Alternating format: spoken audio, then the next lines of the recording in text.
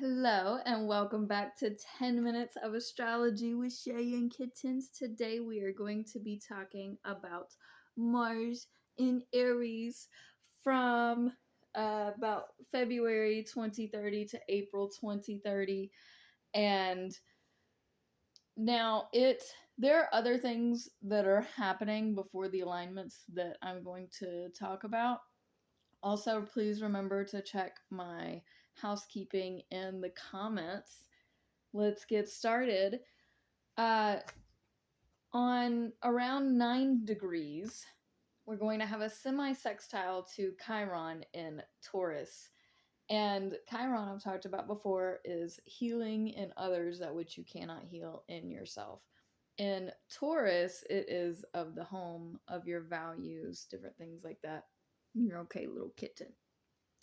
And so this semi-sextile, Chiron has to teach right now Mars, which is action in its home placement of Aries, that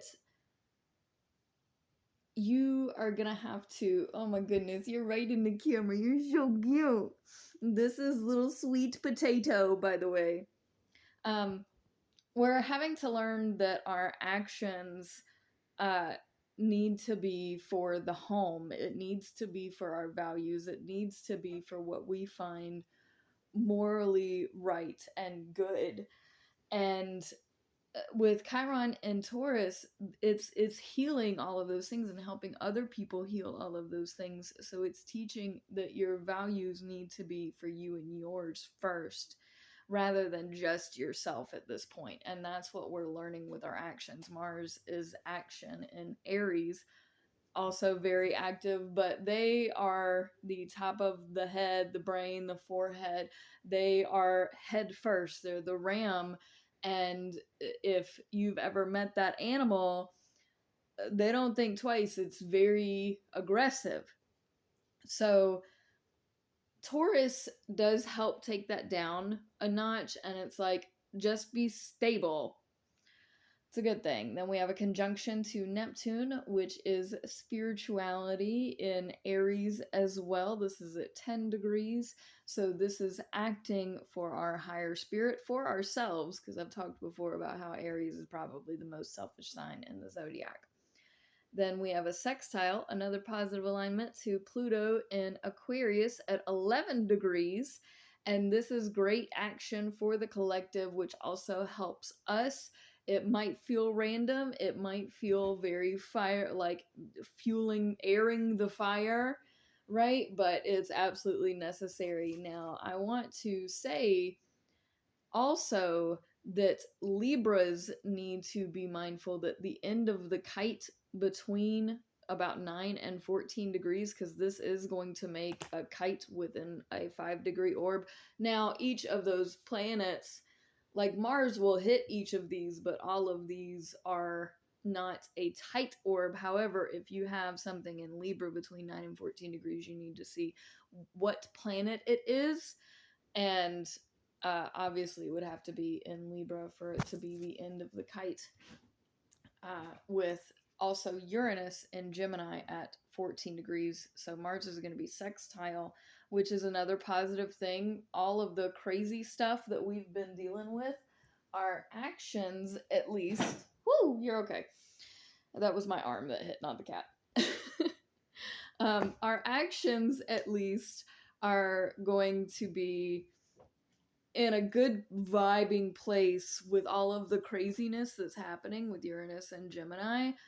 We're acting, yes, for ourselves and for our creative, like it's mind-blowing creativity. So if you have any creative projects during, again, if you have something in Libra to make a kite, then that would be a fantastic time. And it still is a fantastic time to, sweetie, what are you messing with? Still a fantastic time to be creative, and really spontaneous is the idea here.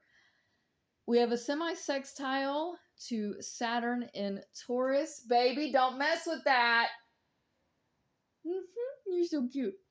And and that's at 22 degrees. Now, at this moment as well, we have Venus, which is sextile Mars. That's in Aquarius. That's going to be between 22 and 24 degrees, which is also going to be hitting on Lilith during all of this. But let's start with Saturn. So, the semi sextile Saturn is again teaching Mars. Saturn's the right thing to do. And in Taurus, it's home values. You stay put, you stay here. We're not going anywhere. We're comfortable.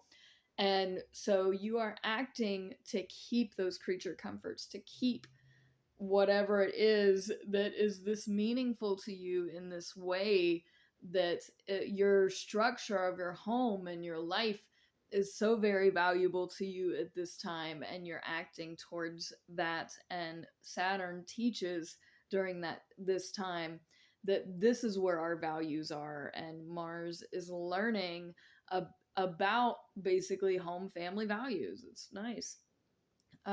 The sextile to Venus, I don't talk a whole lot about Venus, won't really get into it here, but this is a positive alignment. The negative alignment is going to be between Venus and Saturn. That is going to be square. So Venus is all of our relationships, and Aquarius, it's the randomest relationships. So think unusual friends, like you just find an unusual friend. Well, this is square Saturn in Taurus, and in a way this can be a mutual reception because Aquarius is the original ruler of Saturn. So if you think of it that way, it can be nicer for your relationships if you can kind of, I don't want to say manipulate, but in this situation you're going to have to kind of make the most of it, I will say. We have an inconjunct to Jupiter in Scorpio, which is retrograde at 26 degrees. This is saying that our actions, Mars in Aries, this headstrong firstness, is getting in the way of Jupiter, this large expansion and luck, with Scorpio being under the radar. So you actively pulling stuff out because you aren't thinking ahead. Aries are not the type to think 20 steps ahead. They don't even think the next step ahead. That is undermining and thwarting this Jupiter and Scorpio trying to be lucky with keeping shady business stuff under the radar. And all the same, the quiet, observant, not really trying to make a scene is bothering Mars in Aries, because there are moments in life that you need to be loud, proud, stand up for your values, stand up for yourself, stand up for things. And if you're just going to hide in the shadows, people won't respect you. Like you lost an opportunity to prove your positive worth. And I don't want you to be so concerned about keeping things discreet that you lose the chance to speak up while you can. Then Mars goes into Taurus approximately April 9th, 2030. Please remember to press every button. I am doing a giveaway. Also, remember I offer free readings if you're interested.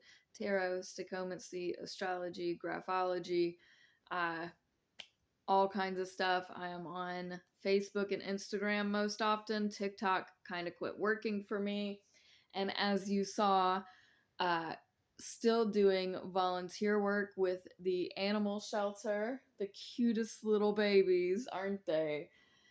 And we need a lot more people to be fosters. So if you're interested, please reach out to your local animal shelter to learn how to become a foster. The way that I do it is I tell these kittens, I'm going to love you while you're here. I'm going to teach you what a good home looks like. And then I'm going to show you how to behave in your forever home. But your forever home is not here. I'm just going to love you while you're here. Yeah. Peace out, fam. Much love.